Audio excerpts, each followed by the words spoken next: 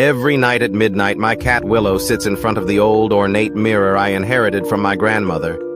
She never blinks, her golden eyes locked onto the glass, tail flicking with silent agitation. One evening, as I watched, a shadow darted across the reflection. Yet nothing moved in the room. Willow's fur bristled, and she let out a low, mournful meow. Some say antique mirrors can trap spirits, and cats, with their ancient instincts, can sense what we cannot. Now, whenever darkness falls, Willow is drawn to the mirror, as if watching something, or someone, move just beyond the glass.